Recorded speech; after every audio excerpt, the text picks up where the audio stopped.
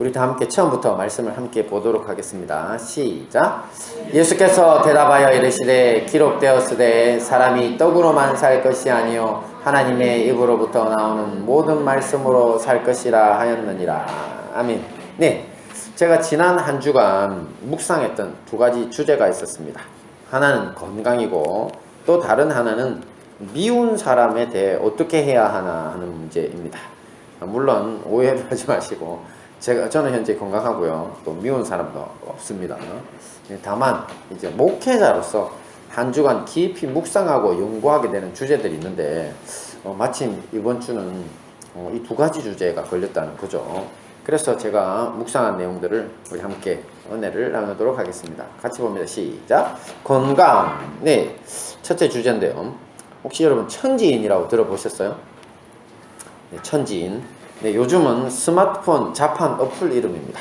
네, 하지만 사실은 하늘, 땅, 사람이 우주의 구성 요소이자 변화의 원인이라고 하는 유교 사상의 삼재론에서 나온 말입니다.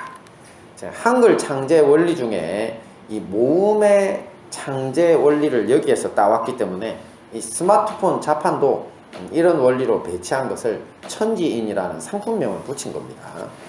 제가 주목하고자 하는 것은 스마트폰 자판이 아니고요. 이 옛 사람들이 세상을 하늘, 땅, 사람의 이런 유기적인 연합으로 봤다는 사실입니다. 생각해보면 사람은 발로 땅을 딛고 또 머리로는 하늘을 이고 살고 있죠. 맞죠? 이렇게 아는 사람 없잖아요. 그죠? 그러니 사람은 하늘과 땅에 연결된 존재라고 할 수 있습니다.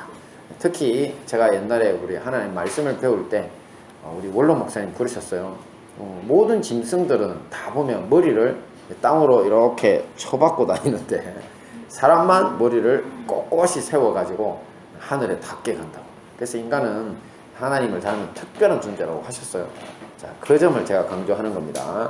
저는 이런 옛사람들의 깨달음이 사실 한 단계 더 나가서 단순히 우리가 하늘하고 이제 연결된 존재라는 것뿐만 아니라 하늘과 관계를 맺고 있는 문제라고 생각합니다. 땅과 하늘과 인간과의 관계. 자, 오늘 주제 중 하나인 건강에 대한 해답이 바로 여기에 있습니다. 함께 보겠습니다. 시작. 예수께서 대답하여 이르시되 기록되었으되 사람이 떡으로만 살 것이 아니요 하나님의 입으로부터 나오는 모든 말씀으로 살 것이라 하였느니라. 아멘. 이 말씀은 예수께서 광야에서 40일 금식을 마치시고 사탄 마귀에게 시험을 받으실 때의 말씀입니다. 사단은 예수님께 당신이 하나님의 아들이라면 이 돌들이 떡덩이가 되게 하라고 했습니다. 예수님의 대답은 사람이 떡으로만 살 것이 아니요 하나님의 입으로부터 나오는 모든 말씀으로 살 것이라 였습니다. 자, 이 뜻을 이해하려면 하나님의 말씀으로 산다. 이게 도대체 무슨 뜻인가를 우리가 먼저 이해해야 되겠죠. 첫째는 육체의 필요를 만족시키는 것, 그 이상의 삶이 하나님의 말씀 속에는 있다는 뜻입니다. 지금 예수님은 40일 금식이 끝나 고통스러운 지점임에도 불구하고 하나님의 말씀을 따라 떡 이상의 가치를 추구하는 것이 당장의 배고픔을 해소하는 일보다 더 중요한 일이라고 말씀하시는 것이 있고요. 또 둘째는 하나님의 사랑으로 살아가는 것이 바로 하나님의 말씀으로 산다는 겁니다.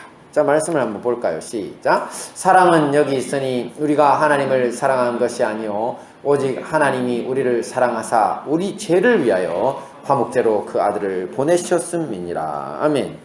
그 사랑이, 그 말씀이 육신이 되어 오신 이가 누굽니까? 바로 예수님이시죠. 하나님의 사랑이 육신이 되어 오신 이가 예수님인 겁니다. 자, 모세의 율법에서는 크고 첫째 되는 계명이 너의 하나님 여호와를 사랑하는 것이고 또 둘째 되는 계명이 이웃을 내 몸과 같이 사랑하는 것이라고 했습니다.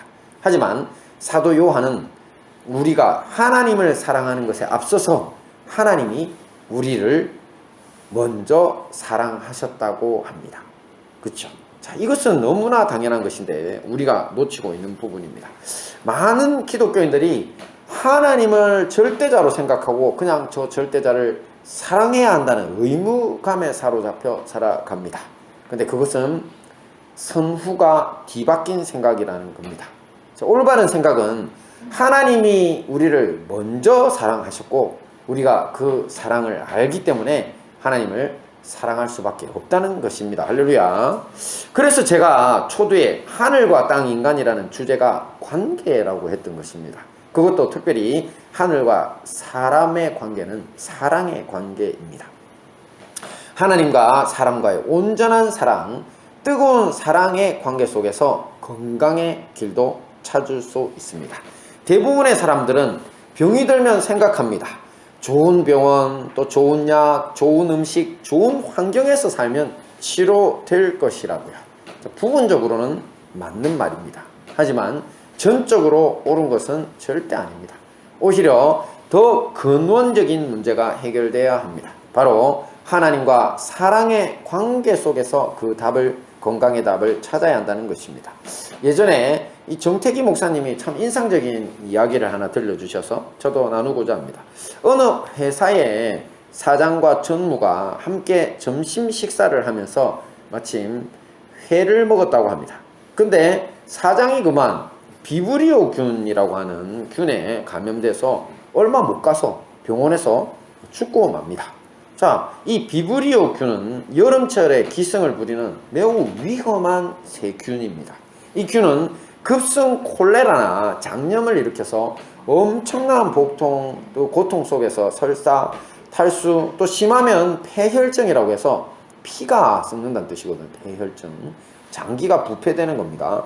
그런 병을 일으켜가지고 결국 사람을 죽게 만드는데, 그날 이 회장님이 드신 그 회 때문에 이 사장님이 드신 회 때문에 이 사장님이 그냥 희생자가 되고 만 것입니다.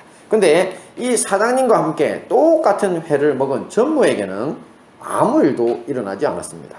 그래서 오히려 병원에서 사람이 죽기까지 했으니까 이분의 이제 역학조사한다고 위장을 검사를 해봤더랬습니다. 그랬더니만 이분 위장 속에서 비브리오 균이 죽은 채로 검출됐습니다. 자, 한 사람은 비브리오 균 때문에 죽었고, 다른 한 사람은 비브리오 균이 들어갔다가 그 사람 때문에 그 균이 죽은 것입니다. 이 똑같은 균에 감염됐는데 결과가 이렇게 달랐던 이유가 무엇일까요? 자, 우리 각자의 몸에는 세포가 있고 그 세포 속에는 원자가 있습니다. 세포는 원자로 구성되어 있는데 그 원자는 또 원자핵이라는 것이 있고 그 안에 뭐 양성자, 중성자, 또 그것을 도는 전자라는 것이 있습니다. 자, 우리 몸속에서 일어나는 일이에요. 근데 재밌는 사실은 이 세포 속 전자, 특히 이 원자핵을 둘러싸고 돌고 있는 이 전자의 회전수에 따라 각자의 건강 상태가 달라진다고 합니다. 자, 어떤 사람은 일정 조건에서 한 50회 미만의 전자의 회전으로 겨우겨우 생명을 유지하는 사람이 있는데, 그들은 언제 어떤 자극에도 쓰러질 수 있는 운명을 장담할 수 없는 그런 사람들이라고 합니다. 반대로 세포 속 전자가 평소에도 빠르고 강력하게 돌면 나쁜 균이나 바이러스가 침투한다고 해도 우리 몸이, 세포가 이 모든 것들을 다 이겨낼 수 있다고 하는데요.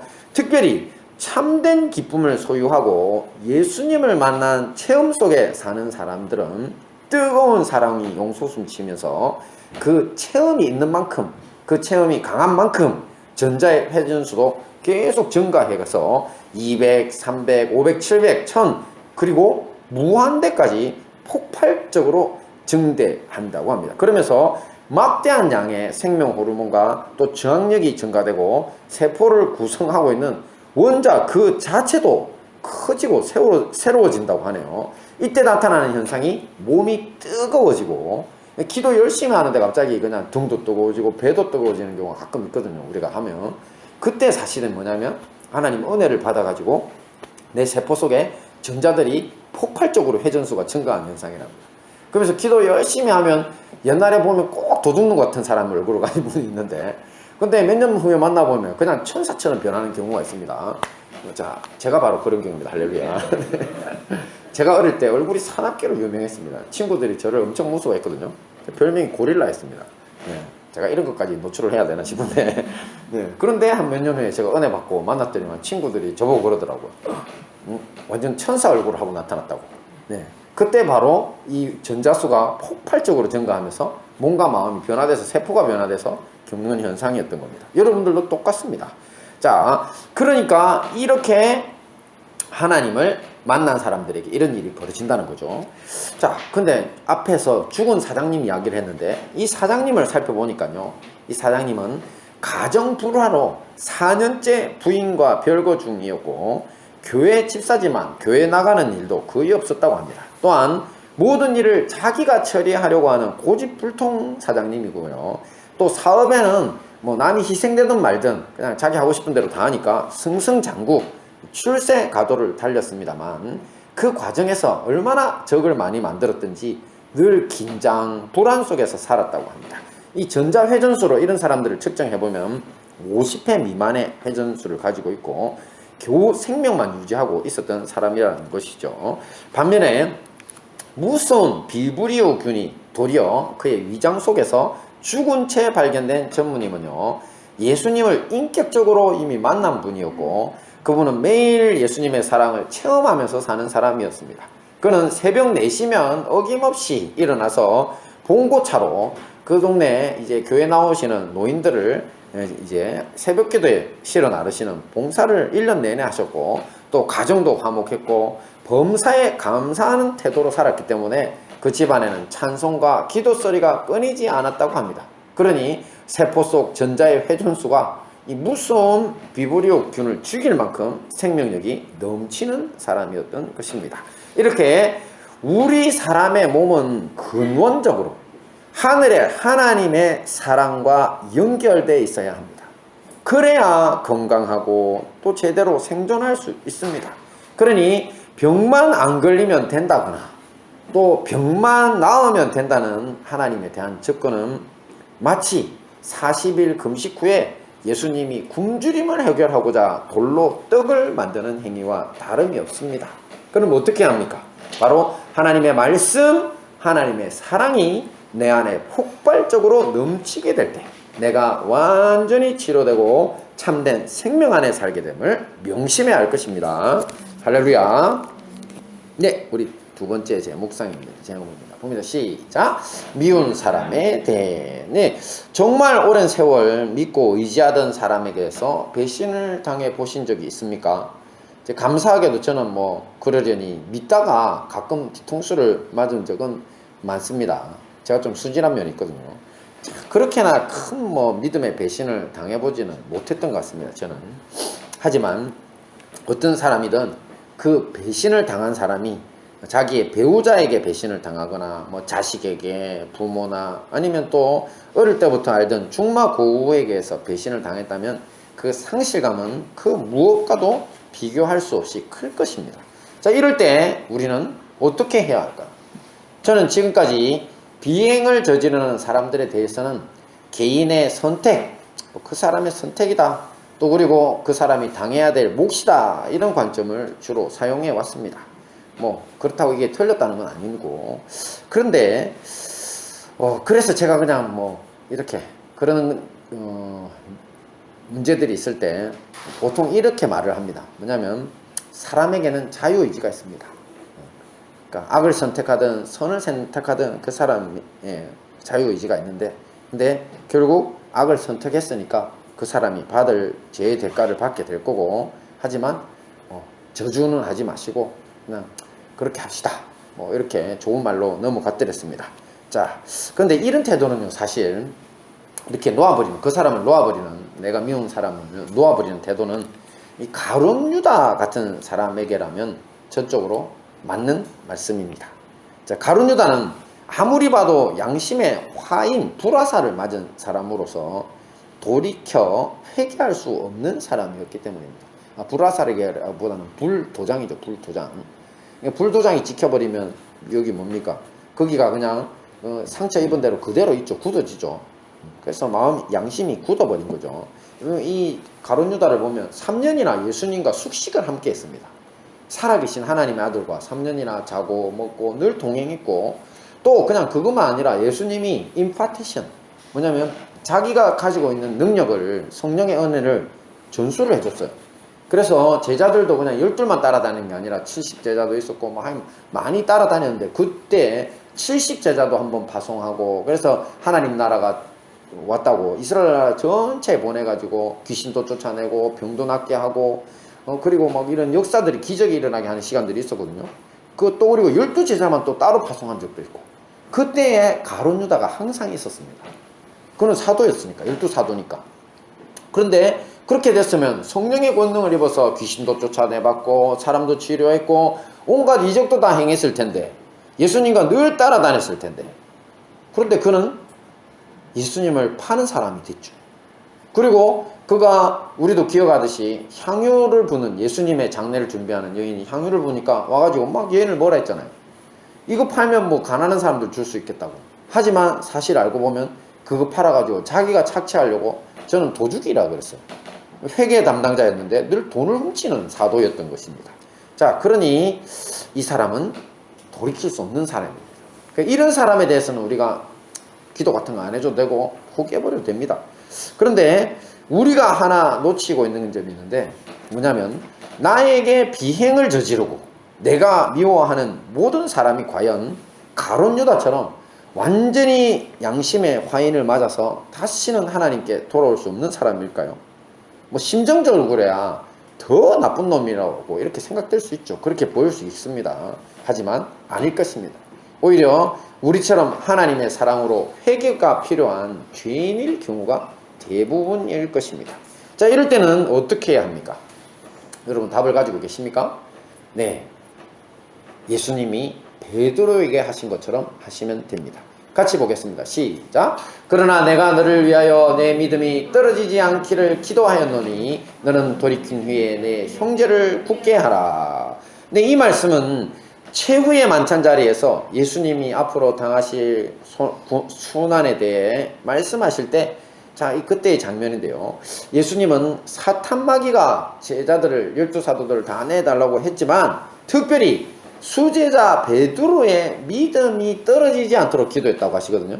근데 여기서 믿음이 떨어지지 않는다는 게 무슨 말이냐면 믿음이 바닥나지 않도록 기도했다는 거예요. 바닥이 난다는 건 뭡니까? 우리가 안에 어떤 기름 같은 거, 여러분 식용유 쓰시잖아요, 집에. 그러다가 식용유 있는 줄 알고 이제 후라이 하려고, 계란 후라이 하려고 부었는데 안 나오잖아요. 자, 이 상태를 뭐라고 부릅니까? 바닥난 거죠. 그럼 이 식용유 통 필요합니까? 안 필요합니까? 쓰레기통에 가야죠. 근데 이런 거죠. 지금 예수님이 베드로에게 내가 너의 믿음이 이렇게 바닥나지 않도록 기도하셨다고 하는 겁니다.